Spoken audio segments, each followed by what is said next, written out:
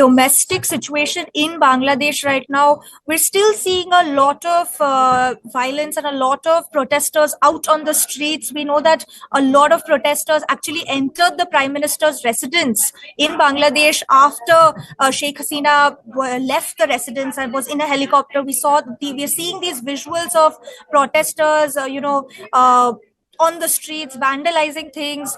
But there's now with the army chief's address, we are expecting that things could, in a sense, calm down, because the army chief did mention that he held a meeting which had positive talks with the student leaders as well as other political leaders. However, Awami League leaders weren't present at this meeting, but in a sense, in the next couple of hours will be crucial to see how the situation in Bangladesh progresses, whether a sense of calm resumes in Bangladesh or not. He did mention that he has instructed the army forces as well as the police forces that not to fire at protesters, but we still have to see how the situation will progress.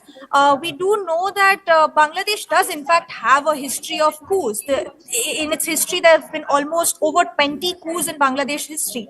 So this is not the first time that this has happened in this country. But now it's crucial to see, because the army chief has said that he was going to form along with the army, an interim government in the country, and their main aim is to bring peace in the country and look at the requests and the demands of the student protesters and, in a sense, try to fulfill these demands. But as my colleague Saurabh also mentioned, the dynamic of the student movement shifted quite quickly from an anti-quota movement to anti-Sheikh Hasina movement in the last couple of weeks. In July, when the movement first stemmed from a student protest movement, it was relatively peaceful, but as things progressed, with Sheikh Hasina's also strong language a couple of days back saying that the current protests is actually not by students but actually by criminals or by